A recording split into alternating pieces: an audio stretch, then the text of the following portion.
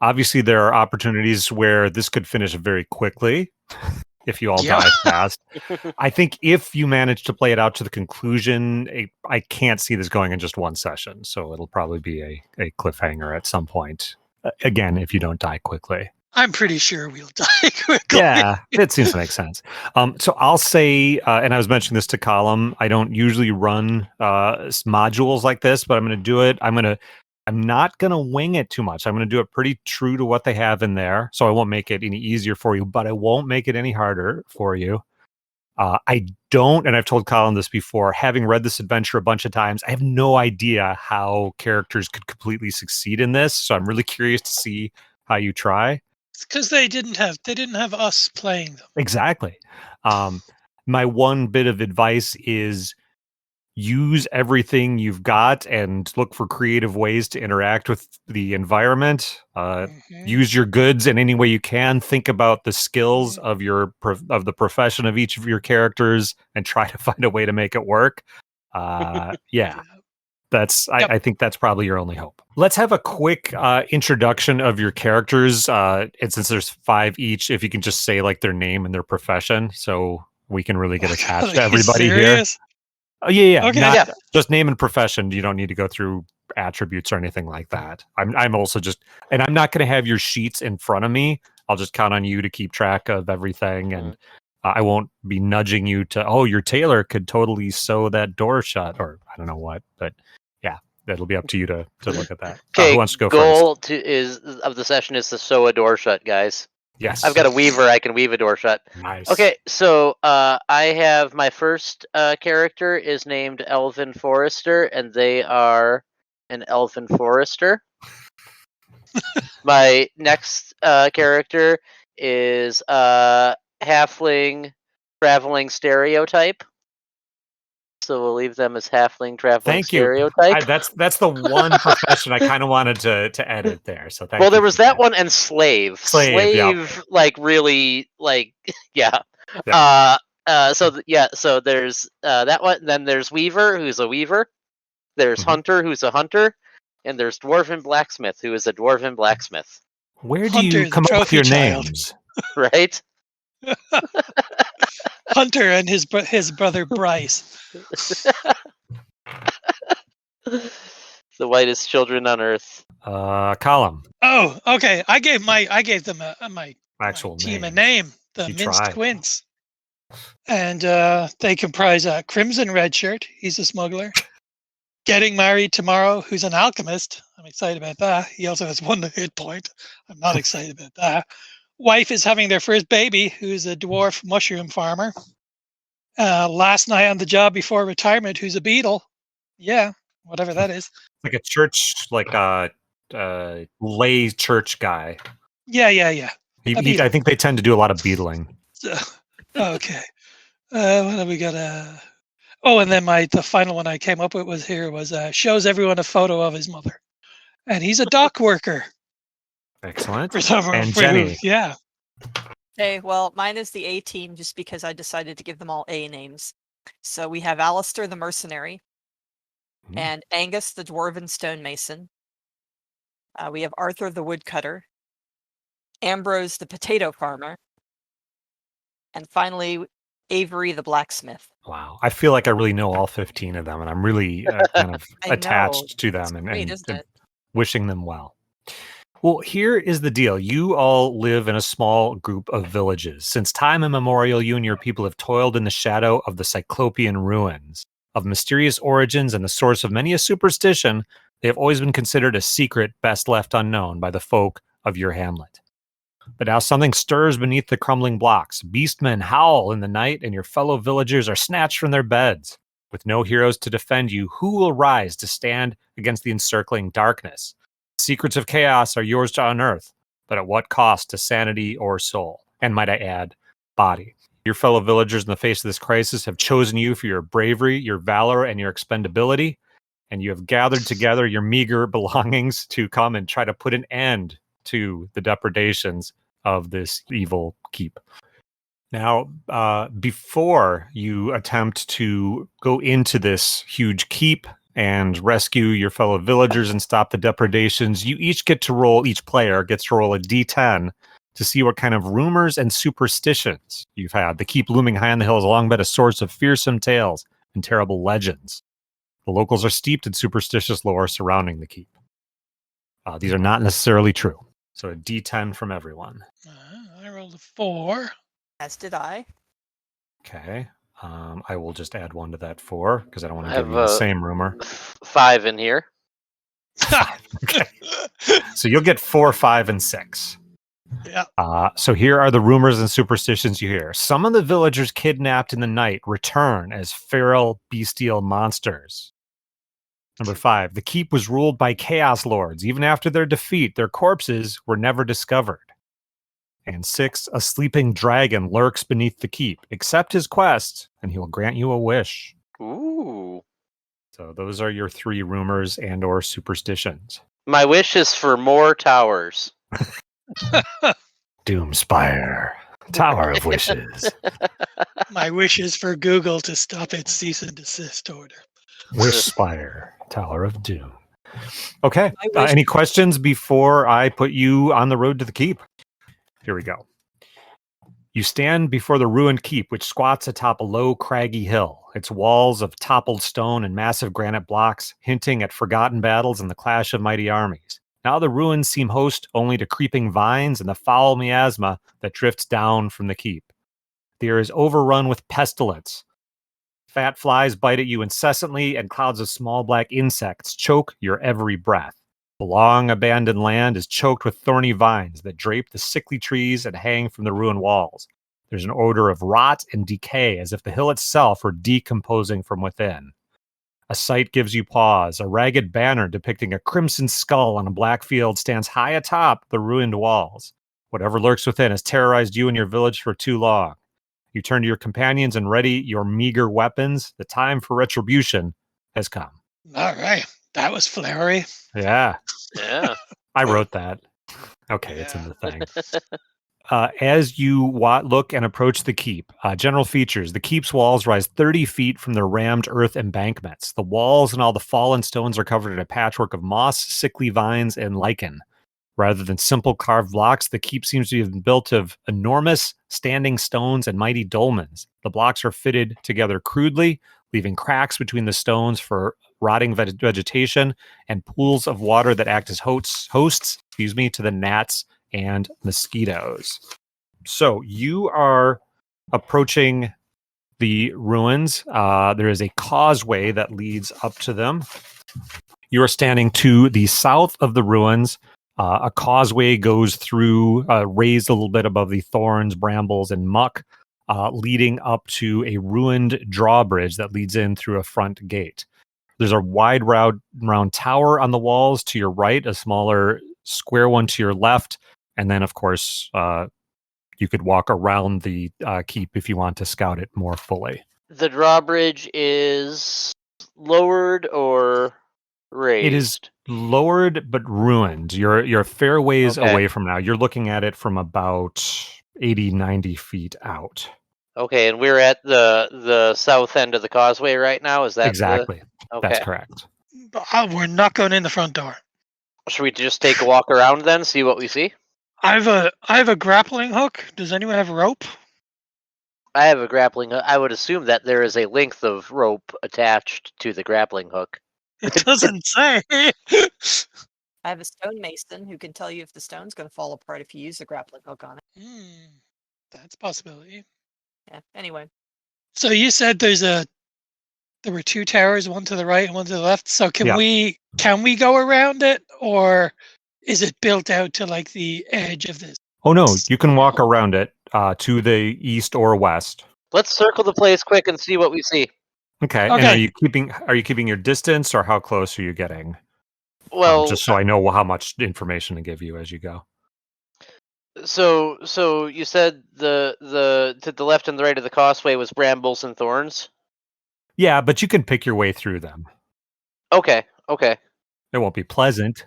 It'll be like me picking that burdock out of my backyard a week ago. Right. I don't know. I would say if I would take the first swing outside the dry moat or whatever we want to call it, and just kind of get a real general sense of the lay of the land. It is, in fact, a dry, and you can't tell from here exactly, but it doesn't seem terribly deep moat, so not really a barrier to you at this point. We can go left, right, or straight. My vote's just go left. I just don't trust straight after the last one we ran. So that's pretty meta, man. I don't know. Yeah, it is a bit meta. That's okay. We could just I don't know. We can storm the drawbridge. Left. We've got 2 votes for left. Let's go left. Okay, we head to the left. Okay. So you make, and so my only question there was, are you getting up close to the walls to do that, or are you keep kind of making a wide circle? Well, we're going to have to go in eventually here. So let's let's stick close to the wall and see if there's any holes or gaps that we can kind of look through. Sure, we'll cross the causeway first and then circle around the building. Mm-hmm. All right, so as you approach toward the building along the causeway, it's an old dirt road now overrun with weeds and sickly vines, rises toward the ruined citadel. A grisly sight bars your way as you get close to the drawbridge. A pair of bodies secured to poles by long ropey vines. The wicked vines have wormed their way inside the bodies' eyes, ears, and mouths. To your horror, you realize the bodies are still moving. You're at some distance from them still as you see this. You're not right on top of them. Oh, delightful. Oh, Jesus. Can we just bypass this or what? Hunter would get up to 20 or so feet away and try to take a closer look. Do they seem to acknowledge my presence as I... At 20 feet, they do not. They are just sort of wriggling. You see the vines are all grown through the 2 corpses and then wound around posts there. So they see. You said the word corpse. Am I confident that they are in fact corpses? They are. You're pretty sure, and you think from this distance you recognize them as villagers from your village. Oh, great. That's very sad. We can either cut them down or we can just keep going. Hunter would just short bow them where they are. Arthur's got a hand axe and can hack through them. I like the short bow. All right, yeah, let's do the short bow. Short bow's good. Yeah, Hunter does that. He pokes the closest one with his short bow. Okay. Is that an attack roll, or is it just, It's a stationary target for now, so go ahead and roll your short bow damage, which will be a d6. 1d6. And not that it's probably important to damage. These seem pretty well out of your way and not worrisome. That's a 2 on the first one. Okay. So, yes, your arrow plunks into it. It's not that hard for a forester to hit a completely stationary target at this distance. As it hits, the vines on both of them start to wriggle more, and they release the pole, unwind from the pole, and both of them start shambling toward you. Faster than you would have expected. Oh, yikes. Clearly, these corpses are animated by these vines growing in and through them. All right. They so are much charging for safety from a distance. They're headed toward you. Let's have everybody roll initiative. There's a good chance. With ranged weapons, you'll certainly be able to shoot them before they get to you. Oh my God! I rolled a 1. Good to get that out of the way. I had a 7. It's like it knows we're playing this game. 16. Okay. 16. That's good. Jenny's characters will go first, but I will start since they're coming from, a short distance, but a distance. Anybody who has a ranged attack to make can go ahead of the order. Hunter can still, I guess, if you let him do one more arrow, he can do one more arrow. Okay. Yep, he can. Anybody? And Jenny, you were saying? Ambrose, the potato farmer, has a pitchfork he can use as a spear. Nice. Crimson Red Shirt has a sling. Okay. So let's have each of you have your ranged person roll, and ranged attacks are plus agility. To hit armor class, I'll just tell you, to hit armor class 13, just for fun. Oh, Halfling has a sling as well. -2. They're both -2. Halfling's got a sling. So Hunter rolls a 12. So I had a 12 and a 3. Okay, those will both miss. 19. That will hit. I have a Colin, 3. did you have one? A 3, that'll miss. 3. Okay. So who hit with that 19? Me. Sorry, Ambrose, the potato farmer. With his pitchfork? With his Oh, pitchfork. Hold on. I'm dumb. I rolled the wrong one first. I rolled my damage roll. Okay. So we'll call that a spear, Jenny. So that's going to be a D8 worth of damage. My 1d4 roll was actually higher than my 1d20. Impressive, Colin. Thank you. Damn. Okay. So, but 5 points of damage. Yeah. Okay. Okay, those are our ranged weapons people. So now we go into the initiative, not count it, and just skip the ones who took that early ranged attack. So Jenny, you have the high initiative. Alistair's a mercenary, so he's... I don't know. Can he get... Is it possible for him to try to make a run and get behind these corpses? Yeah, so he's going to run around and try to attack, but he will be in harm's way. So that sounds good. Go ahead and roll your attack roll. Yeah, I mean, he was just going to run around behind him, but not attack. He was just going to try to get behind him. Oh, okay. So yeah, if he runs a wide loop, he can do there and be behind the shambling horrors. Yes. Okay. Okay. So that's what he does. All right, and keep going through your team. Sure. Angus, the dwarven stonemason, is going to step forward and try to smash someone's head with his hammer. Okay. So that'll be D20 plus strength. Gotcha. 19. You're rolling nothing but 19s. Okay. Woo-hoo. So you can deal his damage. A hammer, you say? Yeah, hammer as club. Okay, so as club, yep. So that's a D4. Yeah, 1D4. Quite a bit of damage so far. This adventure looks pretty easy, actually. Maybe I was wrong. Who do you have left, Jenny? I have, Ambrose already kind of went because of his ranged weapon, right? Yep, exactly. Okay, so we have Arthur the Woodcutter, who's gonna step forward and use his hand axe to smash in a corpse. All right, on the same one as the dwarf did. He's gonna try the other one. Okay, 13 is. Oh, he had a +1 strength modifier. Sorry. But actually, 13 is what you needed to hit. Actually, so you're good either way. Okay. And that's a hand axe. That is for a D6. Plus 1d6 plus 1, it says. Because it's a hand axe plus 1. Because he's got strength +1. Yep. Yeah. 4. 4. Okay. Yeah, so Viscera and Vine Goo are shooting all over the place, but the things are still shambling forward. So that brings us to the vine animated corpses. So her guys are up there with them, but the vines are whipping all over. So let's see. Okay, here comes the first vine attack on. Who's your first rank person, Jenny? Yep. Oh, how about it's going to be the dwarf with the hand axe who waded in first. Or no, the dwarf with the hammer who waded in first. Correct. Yes. 20 plus 2. And what's your armor class? 9. Oof. Okay. Attack plus 2. Yep. Huh. Okay.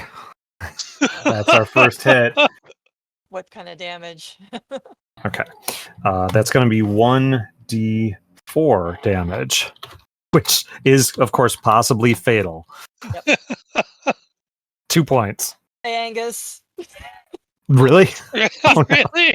He's at 0. So, yeah. All right. Oh, okay. Goodbye, Angus. He's dead. The other vine guy is attacking. Did you say so they got 4 attacks this turn? They've got 2 attacks each, yes. Oh my god. Start rolling up another character sheet.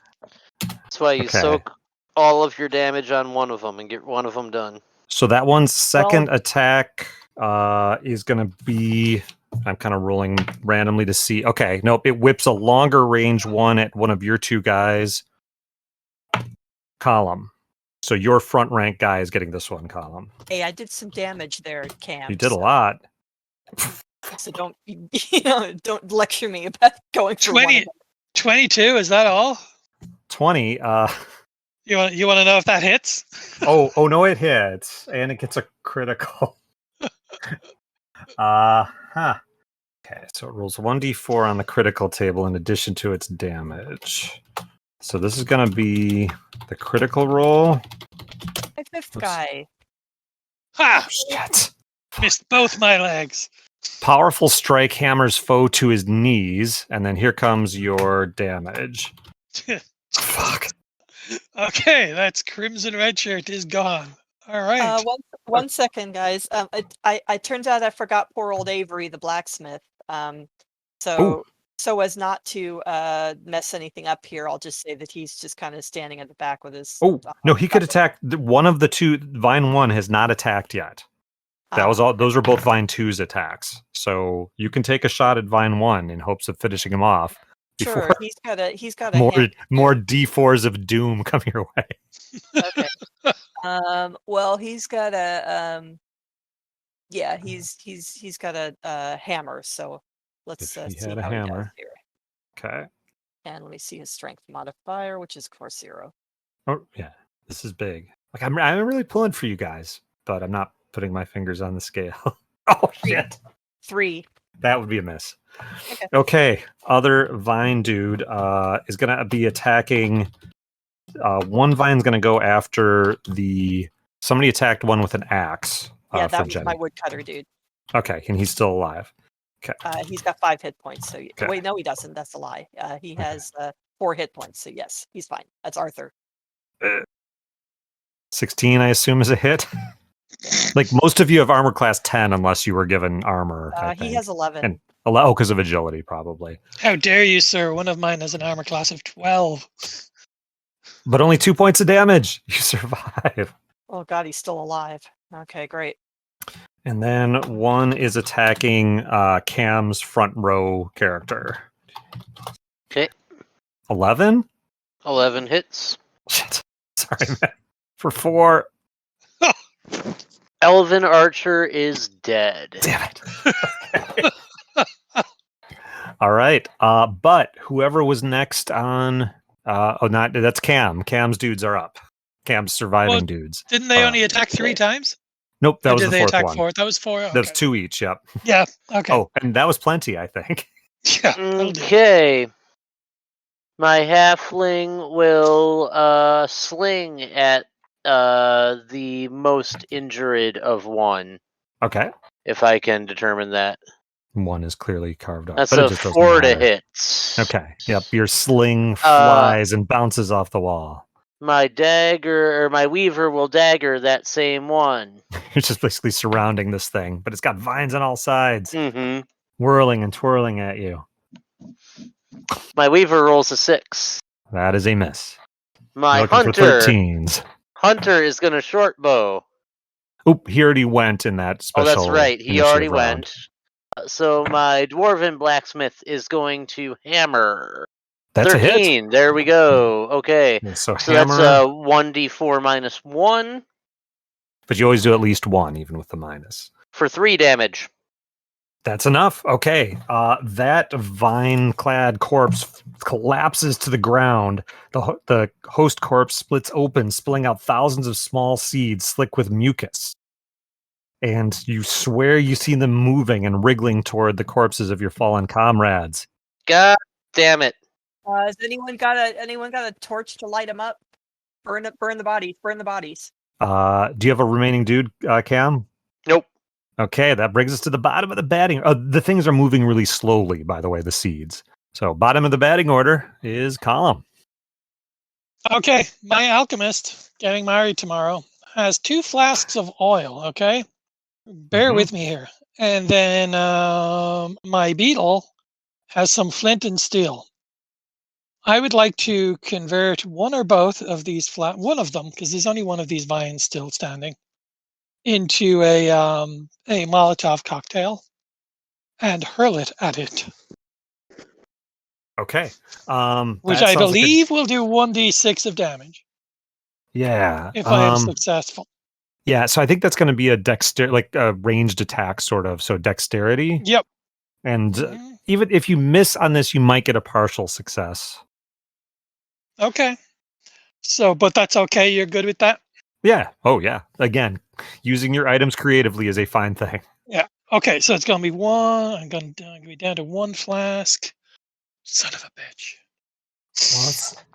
Well, I'm gonna give you. Is, so what? This isn't against 8. its armor. I'm gonna give you a partial, so you can roll half damage. So a D. You said it was a 3. D6 usually. A D3. Yep.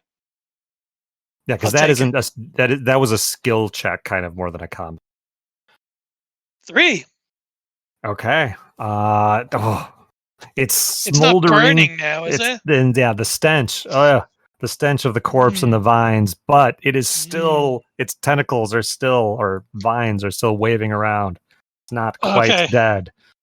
Okay. Well, my dwarf mushroom farmer wife is having their first baby. Will move in with his shovel and try and smack it. What does it say the shovel works as for weapons purposes? 1d4 is all it says after it. So a staff. So, yeah. Probably okay. Oh, Jesus. Okay. Well, it's not a fumble. Yeah, that's a miss. Do you have anybody left? Yeah, I still have 2 guys left. Unless my guy aiding my first guy with the flint and steel. Oh, you're just striking a quick flint. What's the? Yes, how much time does that take? Counts. You technically technically you get like an attack and a move or a minor action. So you can do that. Thank you. And he's going to move in with his staff, which is going to be 1d4. He's a +1 on his strength. Ooh. So come on, 5, the mighty 5 there. So fuck him. And then what else have I got? Oh, then I have a pole. I have my last guy, my dock worker, who has a pole, which is going to be 1d4. And wow, his strength modifier is 0. You're due, man. Yeah. You really are. Jesus, come on. Can I roll real dice here? I just rolled my d20 and it gave me an 8. So a 9 on that. Yeah. So all right. That's also a miss. But we're back around to the top of the lineup. This thing is really on its last legs and vines, it seems like. All right. You feel like the smallest bit of damage will finish it off. So, Jenny, we're back around to you. One's down, seeds crawling, oozing around it, and the other one on its last vines. Okay, well, Alistair the mercenary is up. All right. And he's run around behind it. Okay. I think I'm going to give you a step increase on your die for that maneuver, and now that everybody in the world is crowded in front of this thing, so roll a d24, please, for your roll instead of a d20. Right. I'm still going to have to do a -2. -1, yeah. -2 because his stupid mercenary is weak as hell. Okay, so roll. Good thing you went into mercenarying. I know, right? There you go. 17. Okay. Roll your damage. What was my damage with that longsword? Longsword, D8. -2 because I suck at it. Oh, strength is a -2 modifier. Funny. Right. 1. Jesus. But it had 1 hit point left. Well, I didn't have to make you roll. I just wanted that moment of shock. Yes, this thing collapses over and it splits open, and these horrible seeds come out. They move very slowly, but you see they have corpse star, and they're moving toward. How many have we lost so far? 2, I think. 2 or 3. I think we've all lost somebody. Yes. We've all lost someone. So yes, they are oozing toward corpses, and it doesn't take a genius to do the math here. What's going to happen if they get into them? I'll also point out a really important part of this game. All 3 of those dead people had stuff. Oh yeah. That's right. Well, walk away. Yeah. Okay. I take all my dead guy's stuff and throw my dead guy off the causeway. Okay. I follow suit. Yeah, same here. Okay, so mark down who has whatever you took. You don't need to tell me, but just note whoever has their weapons and trade goods and whatever. And I'm sure you'll gather them up afterwards for a respectful burial. If there's anybody left to do the gathering. Well, yeah. Oh, by the way, the corpses, they had names. Kiri and Albin, sons of the village smith. They vanished from the village 11 days ago. Very sad. Yeah, very sad. I've lost my sympathy for them. Okay, so their corpses are the vines have collapsed. The corpses are down and split apart and showing no signs of movement now. All right. Do we continue to the left, or do we head up towards the drawbridge? Well, we haven't even made it to across the causeway yet. Yeah, so if you follow the causeway, you'll get to the boards that remain in place of the drawbridge and into the main gate for the keep. If you go around to the left, yeah, you'll be able to see what's going on the west wall. I'm easy. West wall. Yep. Okay.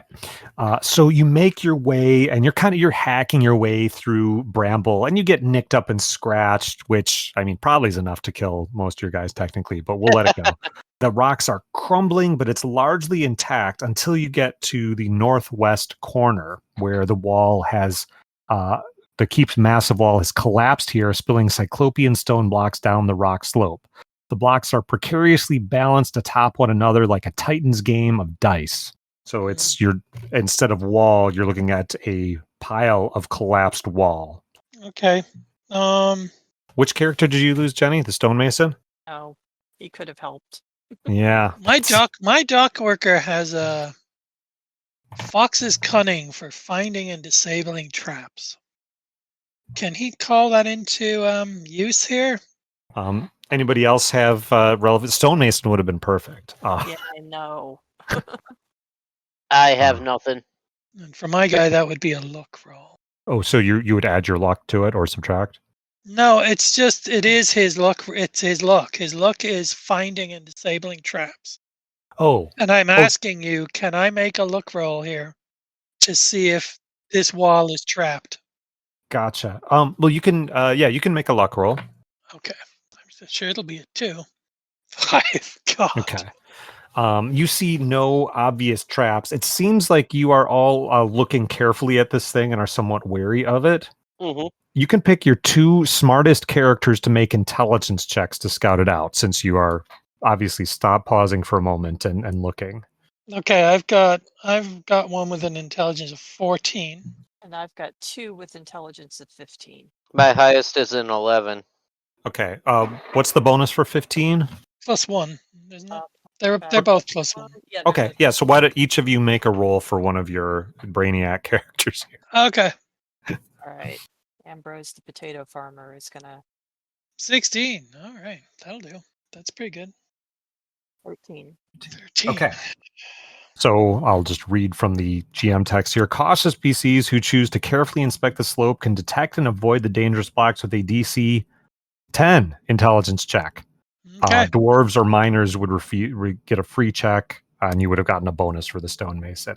So the 2 of you looking carefully find a way that if you go single file over this fallen stone over to that one, you're pretty sure you've got a structurally safe path to get over this thing. And one wrong step, you think, or stepping off that path would almost certainly collapse the pile. Do we go over, or are we going to be gingerly checking our other forms of entry? Let's go over. Yeah, let's pretend Damon's here and just go over. Okay. Yeah, so with this, with spotting that path and just going one at a time and with some caution, you can do it without making a roll, and you slowly make your way over and into the courtyard of the keep, where happily no one is immediately, at least, waiting to attack you. So that brings you into the courtyard. It's the little things. Courtyard. The courtyard is overgrown with sickly weeds and thick brambles. A deathly silence hangs in the air, as if even the frogs and insects are afraid to draw attention to themselves. The smell of rotting vegetation is pervasive, and the ground sucks at your boots with every tentative step. Nearly all the courtyard's buildings have fallen into ruin. A single burnt-out shell set against the keep's east wall is the only remaining structure. Set near the heart of the courtyard is a well, framed with a crude pulley system. To the east is the keep's sole standing tower at the southeast. And from where you are, you also see the northeast part of the keep. The wall has completely disappeared into a huge, huge sinkhole, like 40 by 40 feet in sort of a rough, jagged circle. Oh, God. So much to choose from. Yeah. So you said there was a tower to the southeast and a A single standing structure to the east? Yes, like a structure that was built off the east wall, kind of, and that's south of the sinkhole. Okay. And then in the very southeast is the remaining non-collapsed tower of the building. Oh, okay. And then there's a well in the middle. There's a well. You are actually coming into the courtyard. You are just a little bit north of the well. And you can see a path extends from the well to the front gatehouse that you would have come in if you'd gone straight through, and another path from the well to that tower to the southeast. And otherwise, the ground, you can't actually, mostly you can't even see the ground because it's covered with like low rotting vegetation. I'd kind of like to have a look at the well. Yeah, and again, you guys aren't under at least any immediate threat that you can see, so you can split up and look for clues here, or my dwarf's gonna go check out the well. You said there was a pulley system? Yeah. So, is there a rope on it? Yeah. So if you're going to go and look at the well, a barren ridge of black stone rises from the overgrown courtyard. A low stone wall marked with eerie sigils is built atop the crest of that stone, marking a well. So like a round stone well built up out of this rock outcropping here. A stout block and tackle frame supports a single thick chain that plunges into the inky blackness. And as you get close, a soft moan rises from the well. A faint cry for help, perhaps? Not bloody likely. Well,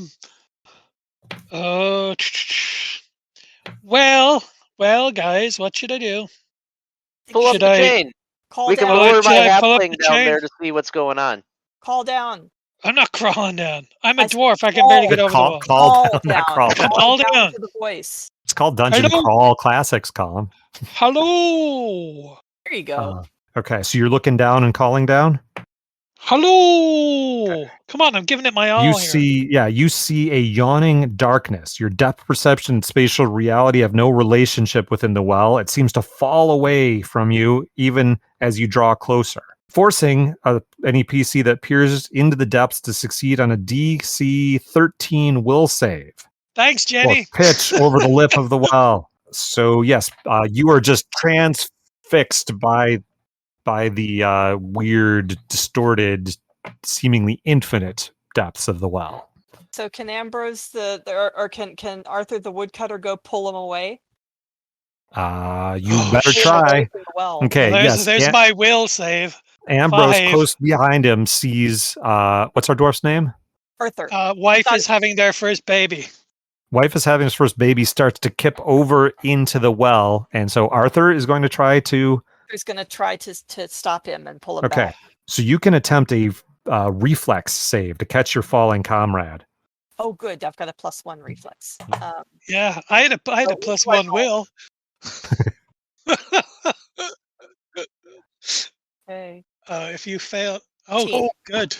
Okay, yeah. So the dwarf sees himself flying down into the swirling depths, and just as he goes over the edge, he feels somebody grab him by the ankle and quickly draw him back over the edge of the well.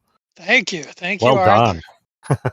Oh my God! I was sure you were going to fail, and I assume if she had failed, we would both go in.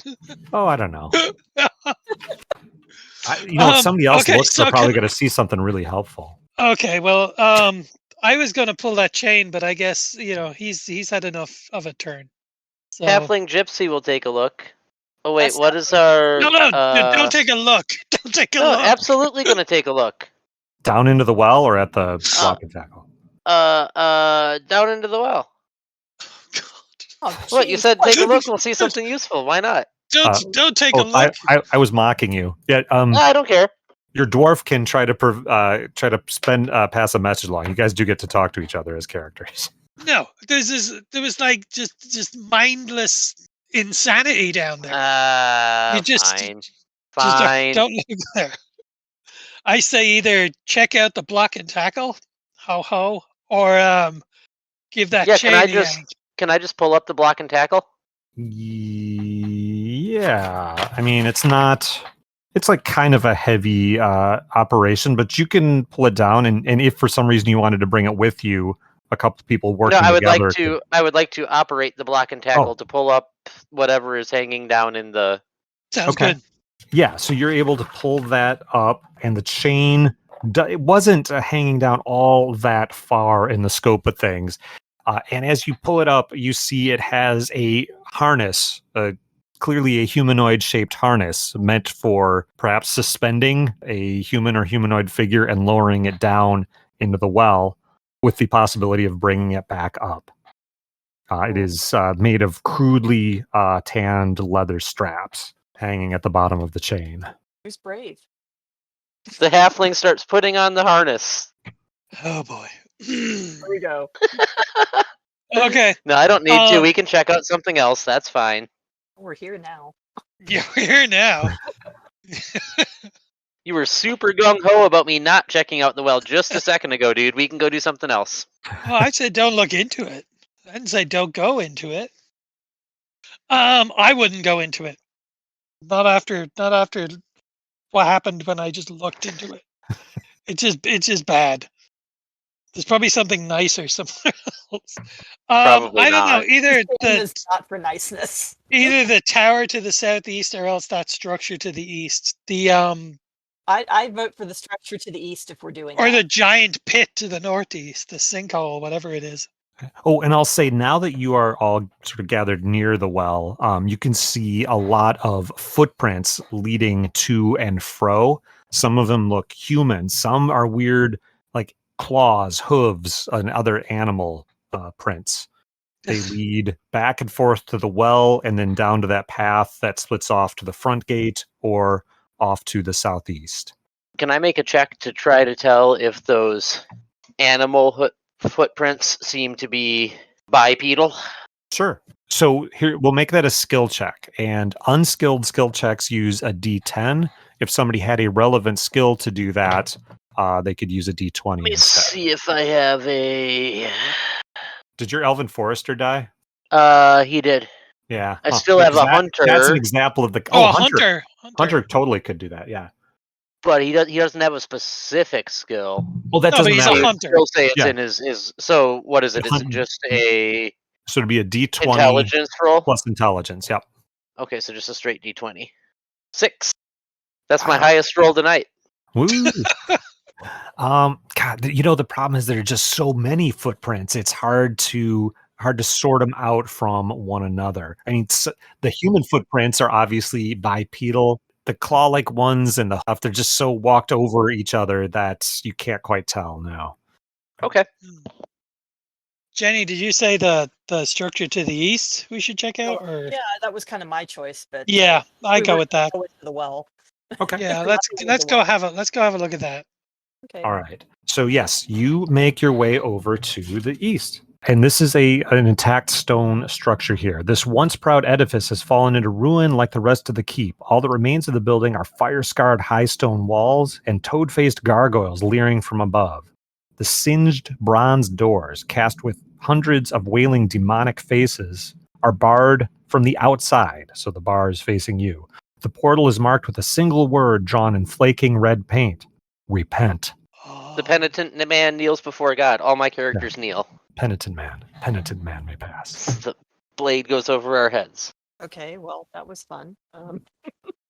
That was a fun little excursion. So yeah, clearly there was a big fire here at some point, and the building is still not in great shape but intact, and this door is a bar is on your side, as though it were barred to keep something from getting out at some point. Oh shoot, that's not good. How far away are we from the sinkhole? The sinkhole. So the door, you're about 40 feet from the sinkhole. There's some distance between the sinkhole and this building. I'm thinking maybe my dwarf would like to go have a look at the sinkhole, but not get too close to the edge of it. Maybe. Don't look into the sinkhole. I don't want to get close enough to look into it. I just if it's that big, I shouldn't have to get that close. I just like to get more of a bearing about what's going on with it. Do I? I do. Yes. Okay, so tell me what you're doing here. That's what I'd like to do. The dwarf is, although even his speed is like only 20, but he would like to get to within like 10 feet of the rim of the sinkhole. Okay. So let me describe the scene here as you approach it. A yawning sinkhole has devoured nearly a third of the courtyard, causing a tower and wall to collapse and plunge down into the depths. Mist billows up from the sinkhole, obscuring sight down into it. Tortured faces and writhing forms appear briefly in the mists as they rise up out of it, only to dissolve back into nothingness as quickly as they appeared. This was a terrible idea. And as you come within about 15 feet of the lip of the sinkhole, you have the eerie premonition that the earth is hollow beneath you, as though you're walking on a frozen lake. No. Okay, I back away. Quickly. I back away. Do I need to make an agility check or something? But Nope, you're okay. I'm backing away. At 10, 15 feet, you're feeling okay, unless you want to try to get closer. No. Okay. Why the hell would I want to get closer? Okay. So as a team now, you're again gathered by that building to the east. The building, by the way, is about 50 by 40 feet rectangular. Let's open it. Yep. Yeah? Let's just fucking open it. Okay. Yeah, wherever we go, something's gonna try and kill us. Arthur readies his hand axe. Okay. Okay, yeah, so the alchemist no, the alchemist doesn't do it. My beetle lifts the bar with some help from somebody else's character who's got a decent strength. Hunter will help. Yeah, with just a couple people cooperating. It's like a good-sized bar, but it's not a particular challenge for a couple of people working together to open it up. The great wooden beam can easily draw... heroes removing the great wooden beam can easily draw open the bronze portals by the enormous rings held within the maws of two fiendish demon carvings. All right. Didn't say anything about the fiendish demon carving. No, he didn't. But there are all sorts he did. of... Yeah. What did you say? That there were these rings in their mouths? Okay. That's what's holding and the bar was through them. Yep. Okay. And you open the door? Jesus, who's going? Hunter will open the door. Okay. Inside, the PCs discover a horrific scene. 6 charred skeletons lie about the chapel, as for such this appears to be, some crushed by burnt fallen beams. At the head of the chapel is a fountain depicting a squat demonic toad.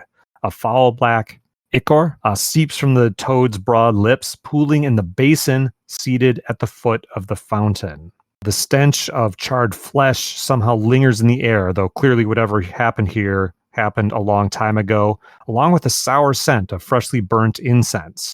So you've got 6 skeletons, a frog fountain, and things littered about the floor, debris, some things clearly burnt to ashes, but some more durable things lying about in the rubble. Could I have one of my people take a quick look through the debris? Sure. Yeah. So let's talk about what everybody is doing here. At least one character is looking through debris. Halfling, you said that the fire seems to be long ago, but there seems to be recently burned incense.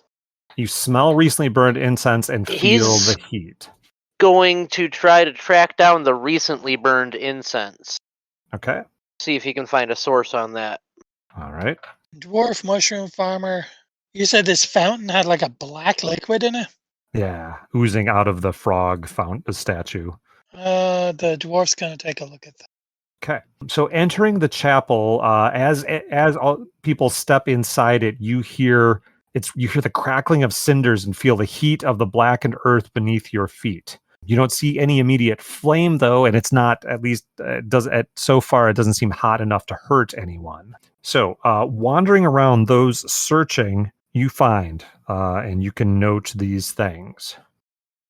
You find a golden censer, like one of those incense hanging things you see in a Catholic church, but not a Catholic version, hanging at the end of a long bronze chain, blackened from the heat.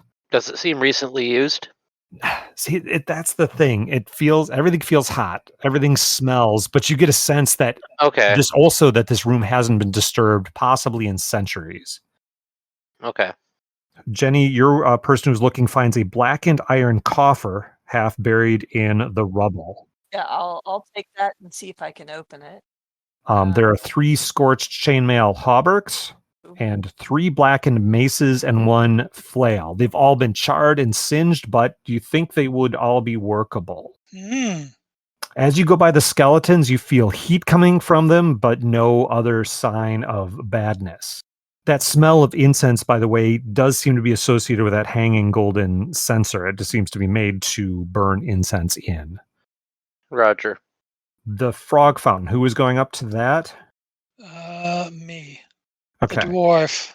So, a cursory inspection of the frog fountain reveals red gemstone eyes and jeweled fangs within the loathsome maw that the black goo is dripping out of. But as you're looking and coming closer, and you feel heat coming off of this toad fountain, and as you get closer still, the ooze rises up and rolls up and out of the basin, moving toward your dwarf. Yes?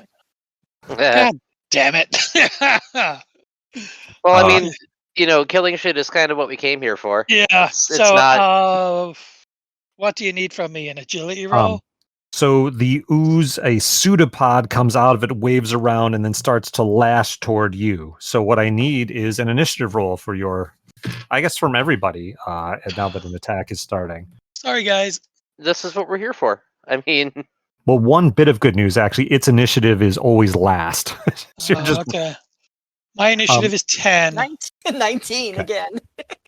All right. 7. Again, my highest roll of the night. Yeah, it's like this. It's like it knows we're playing this game. Yeah. I'm going to have, just since Column's dwarf is right on there, I'm going to put you at the top. Or actually, no. Let us have a intelligence roll to see if your guy is surprised and vulnerable to a quick hit from this thing. So just your dwarf here. Yes, he is. That's a 4. Okay, so yeah, he is surprised. So before these initiatives kick in, it is going to get one little shot at you. D20. That's all it's going to need. So that's going to be a hit, I believe, for 3. Jesus Christ. Okay. All right. All of you turn to see poor Dwarfy lurch back from the frog thing, and this pseudopod comes out of the tar ooze, lashes him across the face. You see flame gout out from his face as he collapses to the ground. And now who had the high initiative here? I did. A-team.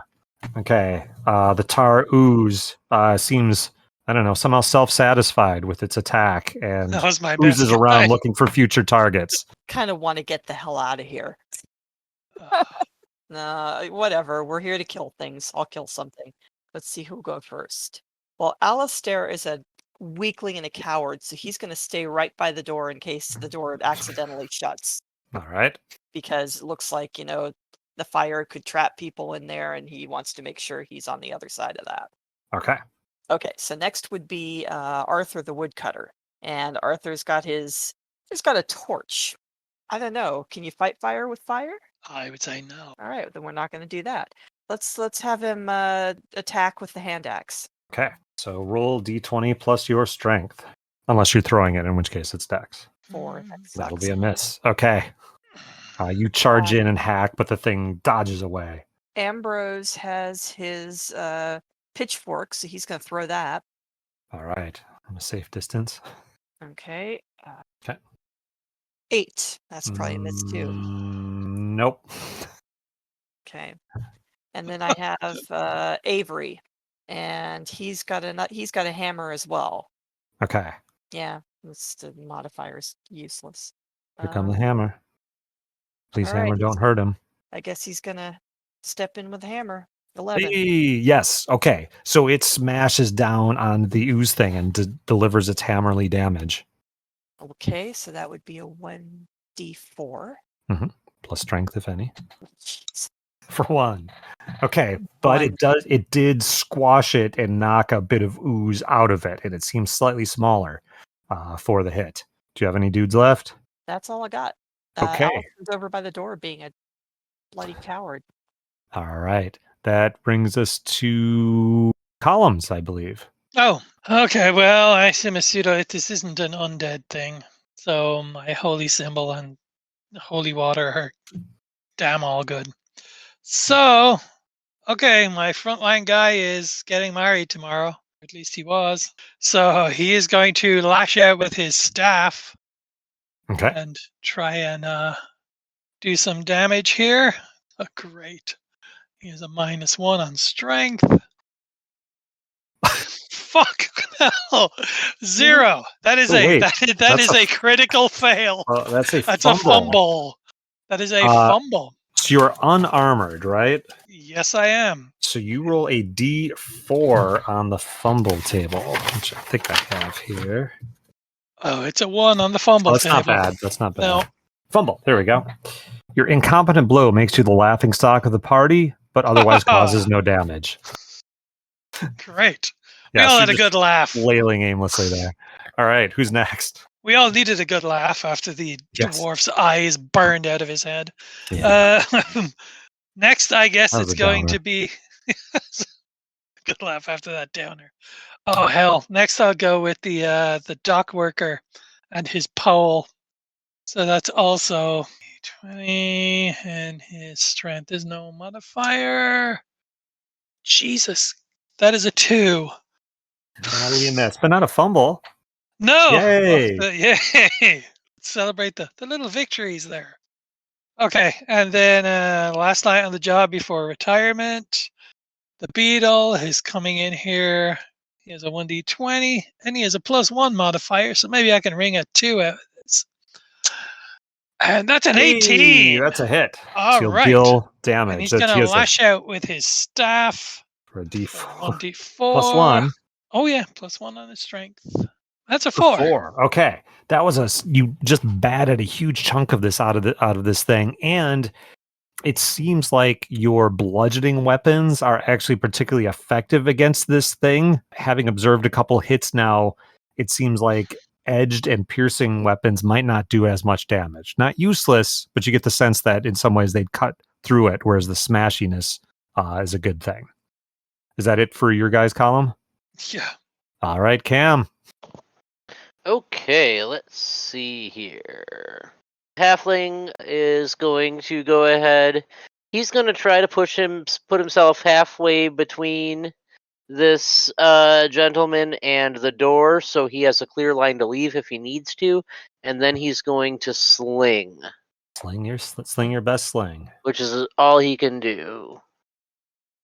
1d20 -2 for a 9. Oh, that just misses. It grazes along the thing without doing any damage.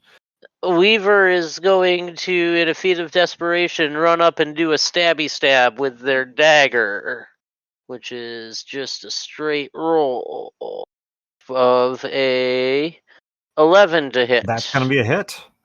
So that's a just a straight 1d4. Yeah. So half of 1. Okay, well, yeah, you'll get the 1 though anyway. Okay, you guys are chipping away at this thing, and as you when you lean in close enough with a dagger, you feel like heat radiating off of it, like it's hot tar. Oh man. So yeah, then Hunter isn't going to want to get terribly involved at close range. He'll go ahead and short bow. Okay. Which is a -2. A 0 to hit. Okay, but you didn't roll a 1. So I rolled a 2. Yeah. Yep. And then my blacksmith is going to come in with his hammer, which reads as club. Uh-huh. He's going to roll 1d20 -1 to hit. 19. Hey, wait a minute. 20. That's a nat 20. Yes. Okay, so I'm going to get the critical chart here. Hey, critical hit. Right here, critical level 0. And I believe you all rolled D4 on the critical plus your luck. So let's roll your critical first. So I don't think I have a luck modifier. Okay. I do not have a luck modifier. So 1d4. Okay, 1. so your critical is 1. Opportunistic strike, inflict plus 1d3 damage with this strike. So you're going to roll a d4 plus a d3. So that's very nice. 1d4 -1. So that's 1. 1. And now just straight up D3 because it was all technically one roll. Yeah. 1d3. 4 damage. You needed exactly 4, and you were last, right? So the thing would have attacked back. Yep, that was it. That was everything I had. Yeah, so now he just goes nuts and like slams the thing, stomping it into bits smashing it into bits with his hammer, and then smashing the bits until the ooze is just smeared around, and it doesn't seem to ooze back together at this point. So you've smashed all ooze life out of it. Damn. I suggest we leave. I suggest you loot your corpse.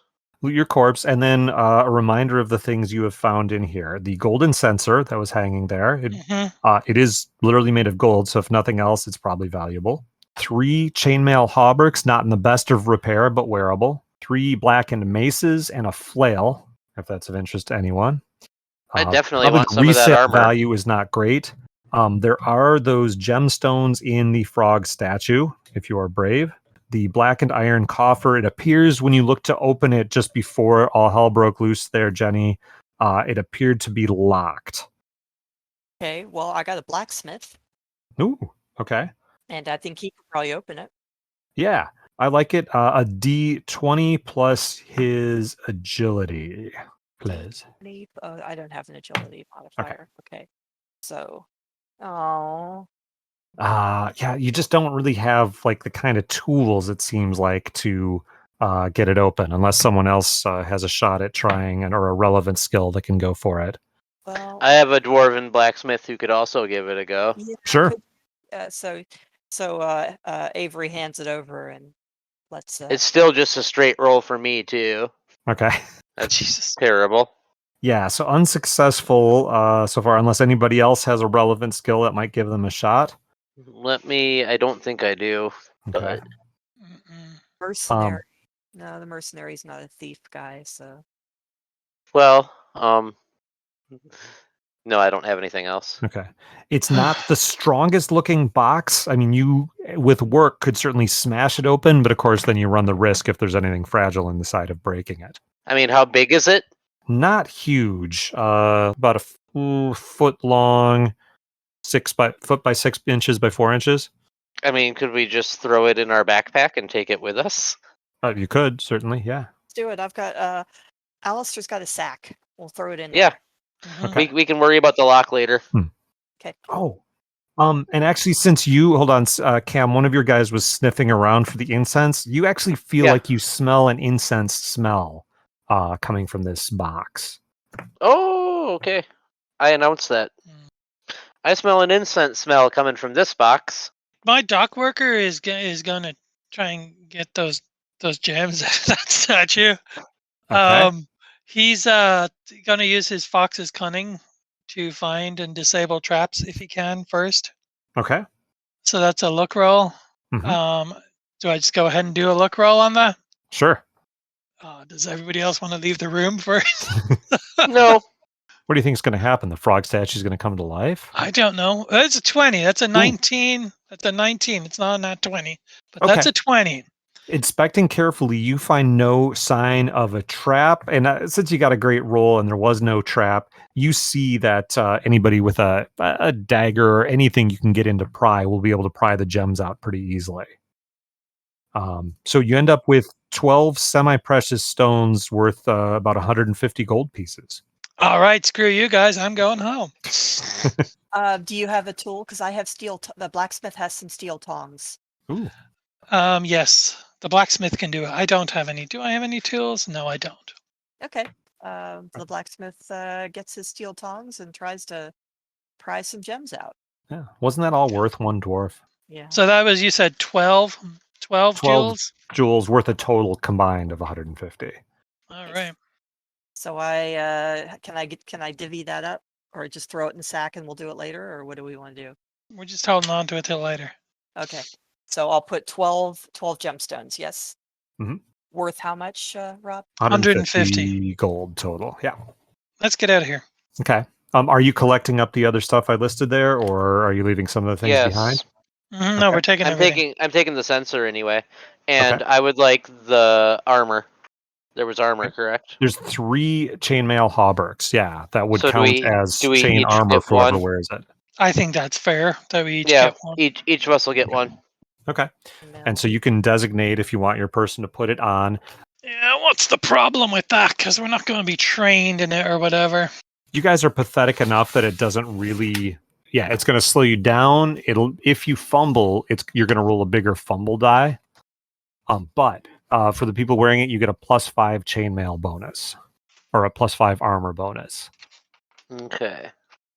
It's going to lower your speed some, and any checks where being encumbered will be at a minus. Okay. What damage does that blackened flail do?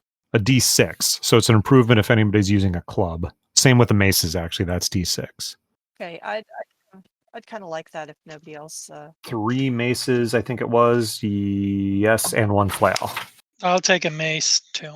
I'd like the flail if nobody wants to fight me for it. I'd be careful before you start fighting amongst yourselves. The maces are 1d6? Yep. Okay, and then that chainmail is +5. Correct. Okay. Yeah, I'm going to equip... My beetle's going to wear this chainmail and start using the mace, I think. All right. You guys are invulnerable now. My blacksmith is going to use the flail instead. Okay. And all of those things felt warm or even hot to the touch, but as you brought them out of this cursed chapel, they start cooling off immediately. Okay. So you've left the chapel and 1 comrade behind, and you're back out in the courtyard. Is Cam taking the other 2 maces then? Weren't there 3 maces and 1 flail? Correct. No interest. Yeah, I'll take the other 2. I'm sorry, what was the mace is a 1d6? Correct. Thank you. Sure. Okay. I'll give 1 to my hunter who doesn't have a melee weapon. Thank you. Wow, I'm actually feeling a bit empowered now. Yeah. We'll take care of that. Yeah. So out in the courtyard, you're out back in front of that building now, off to the west of it. You're just north of the biggest part of the trail that leads toward that tower to the southeast. And after you mill about out there for a moment, you hear a strange howling sound, and then from the wall over the entry gate that you didn't go through, you hear a bell ring 3 times. And then kind of beastly laughter, and then it all falls silent again. They're throwing a party for us. Are there any... I mean, there's a bunch... There's still 9 of us left. Is that what we're at now? I have 3. Yeah, I think there's 9 of us. Is there any place where we could tuck ourselves around a corner and be less seen? Back in the chapel, you could go kind of between the chapel and the sinkhole. Okay. You could all climb down into the well. Ooh. Let's all climb down into the well. I start climbing down into the well. I put on the harness. That's about it. Otherwise, there's not a lot of cover here. I'd like to maybe get that chain out so I can attach it to a grappling hook and use it for something. Yeah, you can do that, and you're careful from your now deceased comrade's experience there to not look down into there. No, I'm not looking. I'm just pulling the chain on that. Yeah, so you can get the chain out with some pounding with these new maces or something. You can break a link of chain to detach it from the block and tackle if you want. So you have the chain and the leather harness still attached to it if you want it. Okay, and I can carry that, yeah? Oh, sure. Yeah, you can wind it. It's not crazy long. It only would have lowered something like 30 feet. So it's about 30 feet of chain? Okay. Yeah. All right, we'll find a use for that. Like on a 30-foot wall with a grappling hook. That's going to be heavy for you to carry. No, he just said it wasn't. He just said it was fine. It's 30 feet. It's not super stout chain, but it's not light. You feel it, but... Okay. I'm a beetle. I can handle the heavy. That's another terrible Beatles song reference that I couldn't figure out. I just got that, yeah. Yeah, I don't know which the heavy thing is. I can't remember. Whatever. It was one of those bad later jumps. He's so heavy. Oh, yeah. Okay. Okay, so you are out in the courtyard, now 1 chain richer. Can we scale the walls? with the grappling hook? Is there any kind of like battlement that we can get to from it? Yeah. It's about 30 feet up. So you have just enough chain if you can get it to hook there. I mean, it's still going to be a challenging climb, and you'd be doing it one at a time. Or we can just go down to this tower. Or we could use it to lower ourselves into the sinkhole. Tower. Jenny? I just said tower. I'm not going. Oh, you did. I didn't catch that. I'm not going into a sinkhole. So yes, you make your way over, and the footprints continue all the way to the tower entrance. This sounds bad. Well, I'm just flipping to the right page. Flanked by crumbling stone walls, the moss-covered tower stands proud despite the ravages of time. A tall, rust-bound portal bars the tower's sole entrance, watched over by a leering demonic gargoyle. Rings of deep arrow slits pierce the thick walls, and overarching battlements loom high above. Do we open the door? Let's open the door. Open the door. Trying the door, it feels like it doesn't budge, or it budges very slightly, and then it feels like it hits a bar, like it's barred from within. Okay, so we need to find another way in. Okay. What about these? What about the portal, like the entryway thing that we went to the like the drawbridge and stuff? Do you want to go back over there? Well, can we approach like the other side of that from in here? Oh yeah. The path leads the same path that leads to the well branches off to the main path going to the front gate. Yeah. So we can't get in through the tower, so we can either get in that way or we can get in through the sinkhole or the well. But the well just seems like a bad idea. I don't know what to do. I will say, I mean, it doesn't seem like it would be impossible to smash the door down. I don't want to, but it would take clearly some work to do it. And it would be very noisy. Yeah. Oh, absolutely. And if there's all these animal tracks, I don't want to attract the attention of whatever's made all of those. I say we check out like the drawbridge area. Maybe?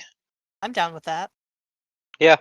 There's nothing else in this tower. We couldn't like scale it. There's no windows above that would give us access in, or no. On the south wall, which the gatehouse goes through, it up at the top of that 30-foot wall appears to be some kind of battlements where people could attack approaching enemies from, but no windows that you see now.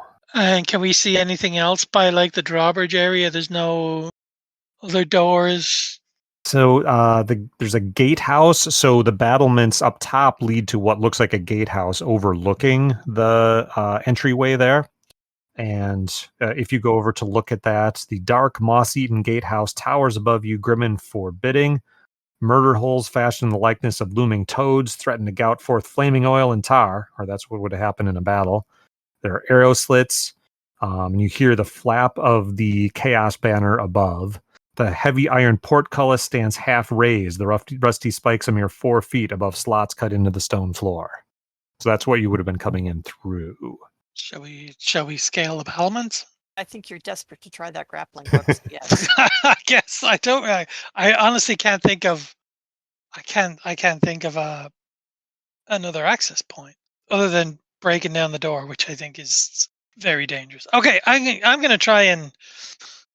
Okay, I've got my my 30-foot chain and my with a grappling hook attached to it. Okay. And geez. That's going to be a strength, right? Or is it going to be? Yeah. God, I got some real winners here. Okay. All right. The beetle is going to attempt to just lasso that thing and throw it 30 feet up. Okay. So what's that going to be? It'll be a strength roll. Sure. Yeah, but is it? Am I getting any kind of step down or? Oh no, you can roll a full d20. Okay. And I have a +1 on my strength. Fuck. 5.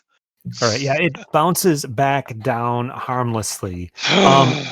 But I mean, nobody's attacking you guys right now. If you guys are willing to be persistent and take a while at it, eventually you're going to get the damn thing latched up there. There's like crags and nooks and crannies. If you're willing to take some time about it, you can kind of take 20 sort of, and eventually you're going to hook the damn thing up there. I'm here for that. Okay. Okay. So we'll say your 5 roll determines that it takes a lot of tries. Throw and again and again, but finally you hook it in firmly. Okay. So now it is hooked up into the battlements, and it's about a 30-foot climb up on your chain. Okay, my alchemist is going up first. He has an agility of 11. I assume it's an agility. Yeah. So what I'm going to do is have a luck roll be made, please, to see how many people are able to get up carefully. Before and you're like kind of boosting happens. the first people before something happens. Yeah. The luckier, the more of you get up. Is that just a straight luck roll with no modifiers whatsoever? Whoever's the luckiest can add their luck to it. What the hell? Okay. I do not have a lot of luck here. Oh wow! I have a 12 luck. And let me see what else I've got. Yeah, my highest luck is 12. If that helps you at all. I wouldn't. The modifier sucks. Okay. So hold on. No, wait. Yes. My dock worker is going to burn 9 luck to bring my 3 to a 12. Does a 12 get us there? Okay, it'll get you there faster. So 12. All right, give me the first. They're like, how many do each of you have left? I have 4. Colin has 3. Jenny? Yep. 4. Okay, each of you pick 2 to make it to the top before a thing happens. Halfling and Weaver make it up. Okay. They're the top 2 in the order. Beetle and dock worker. Blacksmith and potato farmer. Okay. And who is next on the chain on the way up? Hunter. All right. So as you're starting to get up, from the tower now to the southeast, attached, of course, to the battlements, a door flies open up on the second floor as you're gathering up there. And out comes 1, and then 2, and then another humanoid figures. People once, perhaps, but 1 has the head of an owl and claws to match. 1 has a goat head and hooves. 1 has insect scales all over it. So they seem to be humans transformed by some chaos agent into beastly creatures. First 3, and you hear more shrieks and howls behind them. The first 3 start charging down the battlements toward you. But they don't surprise you because you were there, and presumably some of you looking in that direction as the door into the tower flies open. A double door flies open. And they are charging towards you now. So let's have initiative rolls, shall we? I assume when a character dies, their bonuses die with them. Yes. Seems reasonable. It does. 9. Oh, 13. Okay. Let's have you go first, Column, as they're charging at you. What are your guys doing? Okay, now this is just my 2 guys on the battlements. On the battlements and your guys on the ground, if they have anything they can do from down there, because they see like the wall is partially collapsed, so people down on the ground can see what's going on up there. Okay, my beetle is gonna go full in with his mace. All right, at the first beast man in line, presumably. Yes, sure. Okay, that's a 12. Let's take a look at their armor class, which is 12. It's a hit. Okay, good. Because otherwise I would gladly burn my luck. Okay, so there's a hit, and I'm hitting with the mace. Mm-hmm. For a D6. 1D6 plus 1. 7. All right. You step forward with a mighty blast, and the owl-headed creature is smashed and flies off the side of the battlements. Okay, I have a question. Oh, they're all armed with spears, by the way. I have a question, though. I'm wearing chainmail. Yeah. Does that does not interfere with me? No, it's more like agility type stuff. Oh, yeah. Okay, well, I'm happy with that then. Okay, and your other guy up top? Okay, then my jock worker is up there, and he's gonna hit whoever's next with his pole. The ram's head. He has no bonuses. Oh my god! Swing and a miss. Swing and a miss. It's a 2. Is your guy down on the? And then the guy down below, I don't really see what he can do. He's got a staff. There's not a lot he could do down there. Shout encouragement, perhaps? Okay. He shouts encouragement. All right. So Ram's Head is in range now, and he's not fond of this brutal warrior beetle with his mace, who just sent his comrade flying off the side. Bring it on, goat boy. Plus 0 with his, and he's charging at you with his spear. I fear him not. You need not fear him. His spear blade grazes along the burnt armor you're wearing. I laugh at your spear, goat man. Okay. The next one behind has 2 spears. He's going to throw one at somebody behind. 3. Nope, it's one of Cam's. Who's your front runner, Cam? My front runner up on the battlement is Halfling. Okay. On D20, there are plus 0s. And misses. The spear just flies harmlessly overhead. Which is good, because Halfling has 1 hit point. So those 2 are in range now. Now you see, and one's down. Now you see more coming out, and you hear a mighty roar behind them. Oh, Christ. Who is next on? But the last one to get out the door isn't in range to attack anybody now through the melee. So now we have, who is next on initiative? Jenny? Okay. No, Cam. No, it's Cam. All right. Oh, I just heard am, and I thought you were saying I am. No, sorry, Cam. Okay. Okay. So, Halfling Gypsy will sling back at the one who just fired off and missed them. Okay. Fire away. Hit him with your best shot. 7, that's a miss. Okay, yep. Halfling quickly looks over the wall, the battlement, and looks down at Hunter, who is currently climbing. How far up the rope is Hunter? He is about, so it's about 30 feet. He has another 8 feet to climb. Okay, so he could, in theory, get up on this turn. Quite possibly, yes. Your other guy on the battlement? Halfling Gypsy is going to move back to close to the grappling hook, just in case we decide to get down quick. Okay. Weaver is going to engage that same foe with a dagger. All right. Which is just a straight roll. 13? 13 is a hit. Awesome. Roll a D4 damage. So that's for just dagger. Straight 1d4.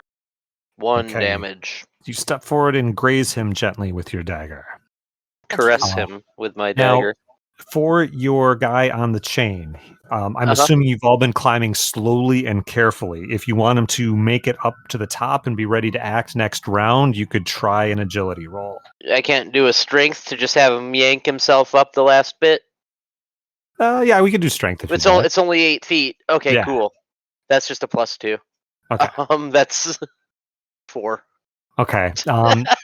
He only picks up his speed a little bit. Okay. Unless you get a really good roll next time, you're not going to be into action. As long as I didn't fall off the rope, I guess.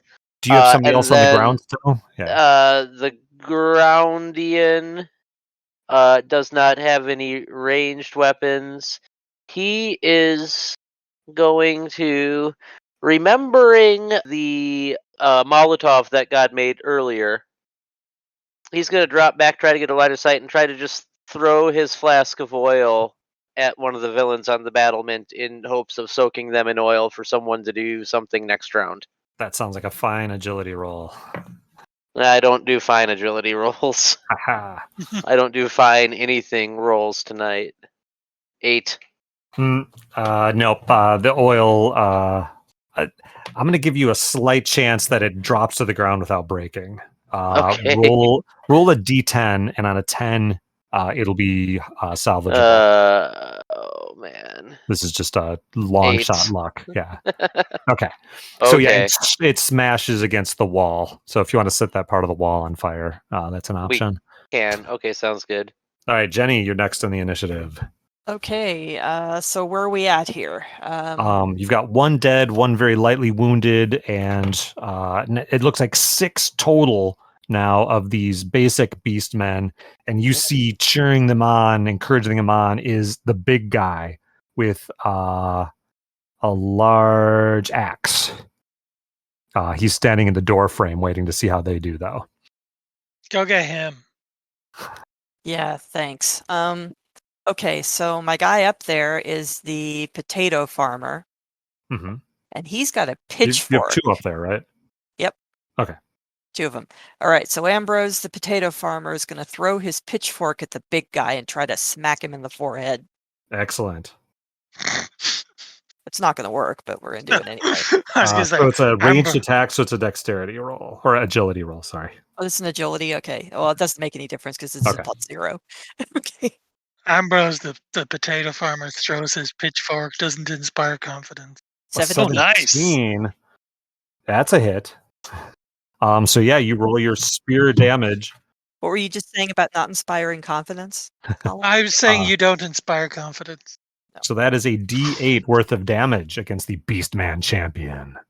All right, here we go. Roll 1d8. 8. No modifier. 8. Oh, okay. I withdraw everything I said. All right. All right. Yeah, you spear him and it just penetrates through the hide he's wearing, and he staggers back, shocked, and you see him fall back into the second floor tower room. His beastmen don't see that happen yet, but yeah, wow, that was huge. I was aiming for his forehead, so I guess. I'm sorry. We'll make that forehead. Yeah. Yeah, so he is just like speared right through the face, all prongs of the pitchfork, nice. And staggers back down to the ground. Okay. Good luck getting your pitchfork back. Yeah, I don't think I'm getting the pitchfork back. Good thing I've got like something else. Okay, and then Then I got a blacksmith up there. Can't match that. Yeah. Yeah. So Avery's using his 1d6 flail. And he is going to go for the one who is lightly wounded, who's the ram guy, I think, right? Yep. Okay. Dodge ram. Okay. No, we don't want him to dodge. That's the... Yeah. Okay, 1d20. 13. Good. 13. Yep, that's a hit. Okay. So what was that? A d6 for a flail. 1d6. Oh, okay. That's well, you pop him again gently. 1. Okay, and do you want your ground person or persons, Jenny, to do anything? I'm not sure they can. Let me see here. No, I've just got Alistair, the massive mercenary coward, with his long sword. And yeah, what good is he if he's got like a -2 on everything? Yeah. And we got Arthur the Woodcutter. Can he set fire to the wall? I mean, it's a stone wall. The oil would burn on it for a bit, but no, no, it's not. No. Okay, we're back around to the top of the batting order. Then we've got 5 of these beastmen now, and they are all the battlements are wide enough, about 10 feet wide, that they're gonna like start crowding in and chasing after you with their spears. But Colin was at the top. So what are you doing? Okay, but yeah, Beetle continues to charge in with his mace. Okay. There's one who's taken a couple little hits, and then everybody else is taking the one who's got the little hits. Okay. 20. That's a nat 20. 21. Okay. So roll a d4 for your plus luck, if any, for your critical. 4. 4. Strike the foe's kneecap, inflict plus 1d4 damage with this strike, and the foe, if survives, would suffer a -10 penalty to speed. So you've got, what's your weapon? Is this the mace? My mace is so 1d6 plus d4 plus any strength. Okay, here's the mace on itself first. That's a 3. And then do I get the +1 modifier on the d4 also, or no? The equivalent of just one roll. Straight up 1d4. Yep. But that was enough. That's a 1.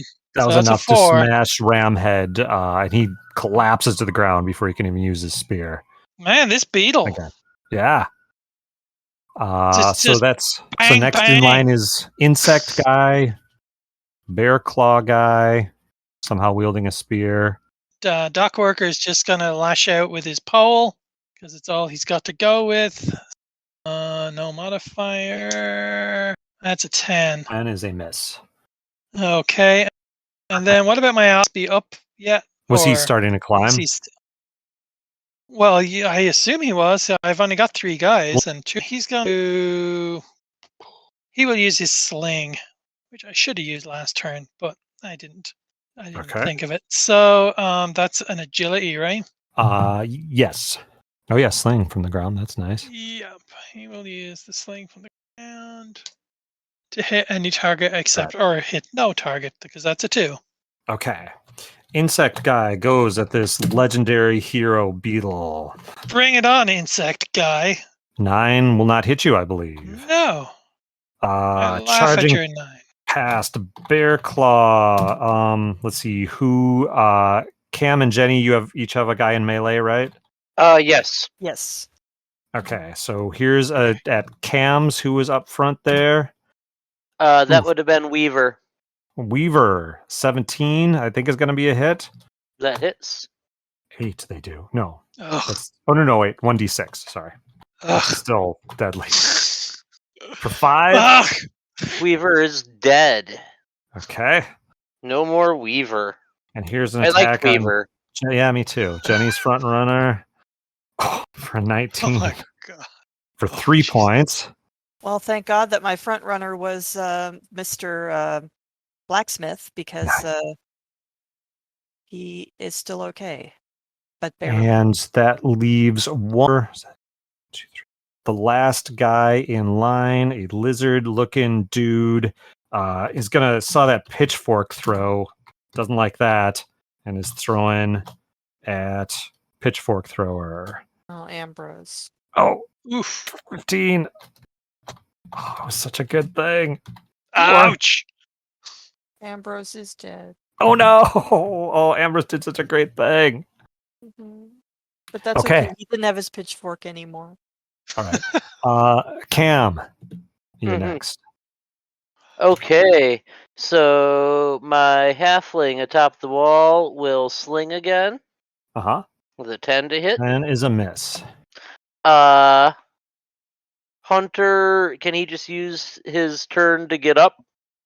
I mean, he only has 8 feet left to do, and is that his? He'll be is up. that his turn? Okay. Yeah. Okay, and then Dwarven Blacksmith, seeing that the other folks on the ground seem to have some sort of ranged attacks, he'll go ahead and start climbing. Okay. And how far up does he get with his turn? His speed is 20. 20, climbing 10 feet. You can make it halfway up, say. Okay, cool. Okay. And then Jenny. Okay, here are my guys. Okay, the one still up on top of the wall is Avery the Blacksmith.